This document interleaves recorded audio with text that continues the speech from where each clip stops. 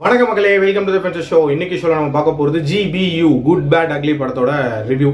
நீங்க அஜித்தோட கொலவெறி ஃபேனா?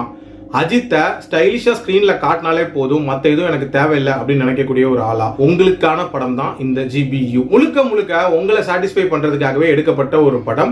இன்ஃபேக்ட் இந்த ரிவ்யூ கூட நீங்க தாராளமா ஸ்கிப் பண்ணிக்கலாம். ஏன்னா நான் சொல்ல போற விஷயத்தினால உங்களோட டிசிஷனோ எதுவும் மாற போறது இல்ல. ஸோ ஒரு நல்ல பாசிட்டிவ் வைப்ல இந்த படத்தை நீங்க போய் பாருங்க அப்படின்னு சொல்லுவேன். ஒருவேளை நீங்க ஒரு நியூட்ரல் ஆடியன்ஸா இருக்கீங்க, இந்த படத்தை பார்க்கலாமா வேணாமா அப்படின்னு நீங்க யோசிச்சீங்கன்னா இந்த ரிவ்யூவை கண்டிப்பா ஸ்கிப் பண்ணாம பாருங்க. படத்தோட கதை அப்படின்னு பாத்தீங்கன்னா, நீங்க விஸ்வாசம் படம் பார்த்திருப்பீங்களா? விஸ்வாசம் படத்தோட கதை என்ன?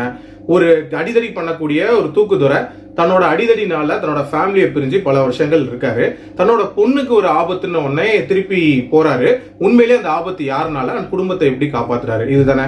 இதே கதை தான் அப்படியே லைட்டா பட்டி டிங்கரிங் பார்த்து தான் இந்த GBUல சொல்லியிருப்பாங்க. AK அப்படின்ற ஒரு மிகப்பெரிய கேங்ஸ்டர் தன்னோட குழந்தை பிறந்த உடனே எல்லாத்தையும் விட்டுறணும் அப்படின்ற மாதிரி சொல்லி ஜெயில போய் சரண்டர் ஆறாரு. கிட்டத்தட்ட 17 வருஷங்கள் ஜெயில இருக்காரு. தன்னோட பையனோட 18வது வயசுல வெளியே வந்து ஒரு நீட்டான வாழ்க்கை வாழணும் அப்படின்ற மாதிரி யோசிக்கிறாரு. ஆனா அந்த பையனுக்கு ஒரு ஆபத்து வருது. ஸோ அவனுக்கு என்ன ஆகுது, அது யாருனால வருது அப்படின்றத இந்த படத்தோட கதை. கதையில புதுமை அப்படின்றதெல்லாம் சுத்தமா இல்லவே இல்லை. கொஞ்சம் ஸ்டைலிஷா கொஞ்சம் வைபோட பிரசன்ட் பண்ணணும் அப்படின்ற மாதிரி யோசிச்சிருக்காங்க. டு அன் எக்ஸ்டென்ட் அதுல சக்சீட் ஆயிருக்காங்க அப்படின்னே சொல்லலாம். ஹீரோ குளோரிஃபிகேஷன் அப்படின்ற ஒரு விஷயம் இருக்கு. பொதுவா மாஸ் மூவிஸ்ல ஹீரோவை குளோரிஃபை பண்ணி ஒரு சில காட்சிகள்ல பேசுவாங்க. அதுவே நமக்கு கொஞ்சம் இரிட்டேட் ஆகும். பட் இந்த படத்துல வர கேரக்டர்ஸ் ஒருத்தருமே அட்லீஸ்ட் 2 வார்த்தையாவது அஜித்தை பத்தி புகழ்ந்து பேசிடுறாங்க. இன்ஃபேக்ட் இந்த படத்தோட கேஸ்டிங் ஆடிஷனுக்கே அதுதான் ஒரு கிரைட்டீரியாவா வச்சிருப்பாங்கன்னு நினைக்கிறேன். யார் அஜித்தை பத்தி ரொம்ப புகழ்ந்து பேசுறீங்க, நீ ஒரு 3 வார்த்தை தான் பேசின, ஆனா இவன் வந்து 4 வார்த்தை பேசிட்டான், அப்ப இவன் தான் செலக்டட் அப்படின்ற மாதிரி தான் வச்சிருப்பாங்க போல இருக்கு. வர கேரக்டர் பூரா அஜித் புராணமா படுறாங்க. ஆல்சோ இந்த படத்தோட ஒரு வேர்ல்டு ஒன்று இருக்குல்ல, அதுக்கும் இந்த ரியல் உலகத்துக்கும் பல்லாயிரம் கணக்கான தூரம் இருக்கும் அப்படின்னே சொல்லலாம். ஏன்னா இதுல நடக்கக்கூடிய விஷயங்கள் எதையுமே சுத்தமா நம்புற மாதிரியே இருக்காது. உதாரணத்துக்கு அந்த குட் ஃபேஸ் அப்படின்ற மாதிரி ஒரு ஃபேஸ்ல அஜித்தை காட்டுவாங்க. அதாவது திருந்தி ஜெயில வாழ்ந்துட்டு இருப்பாரு. அந்த நேரத்துல ஜெயில் கைதியா மட்டும் இருக்க மாட்டாரு, ஜெயிலராவும் வேலை பார்த்துட்டு இருப்பாரு. காரணம் வந்து ஜெயிலர் வந்து இவரோட க்ளோஸ் ஃப்ரெண்ட் அப்படின்ற மாதிரி காட்டுவாங்க. அது மட்டும் இல்ல, 3 மாசம் கழிச்சு ரிலீஸ் ஆக வேண்டிய ஒரு கைதி நான் இன்னைக்கே போகணும்னு வந்து சொல்றாரு ஜெயிலர் கிட்ட. ஓகே நீங்க போயிட்டு வாங்கன்னு சொல்லிட்டு ஜெயிலர் அனுப்பிடுறாரு.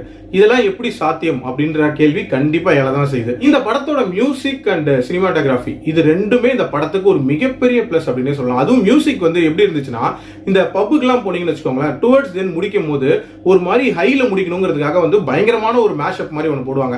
அந்த மாதிரி தான் இந்த படம் முழுக்க ஓடிட்டு இருந்துச்சு அப்படின்னே சொல்லலாம். முழுக்க முழுக்க ஹை மூமெண்ட்ஸா தான் வந்து மியூசிக் வழியா கிரியேட் பண்ணியிருந்தாங்க. அண்ட் விஷுவலாகவும் ரொம்ப ரொம்ப நீட்டா இருந்துச்சு. அண்ட் AI யூஸ் பண்ண விதம் அப்படின்றதுமே ரொம்ப ரொம்ப சிம்பிளா இதுல யூஸ் பண்ணியிருந்தாங்க அப்படின்னே சொல்லலாம். அதாவது AIனால நிறைய ஜாப்ஸ் போக போகுது அப்படின்ற ஒரு விஷயம் கேள்விப்பட்டிருப்பீங்க. அதுல முக்கியமா போக போறது யாருக்கு அப்படின்னா, இந்த மாதிரி அதர் ஸ்டேட்ல இருந்தெல்லாம் வந்து கேமியோ பண்றாங்களா பெரிய ஆக்டர்ஸ், அவங்களுக்கு தான் நினைக்கிறேன். ஏன்னா இதுல அசால்ட்டா AI யூஸ் பண்ணி இன்டர்நேஷனல் ஸ்டார்ஸ் எல்லாம் உள்ள இருக்கிருந்தாங்க.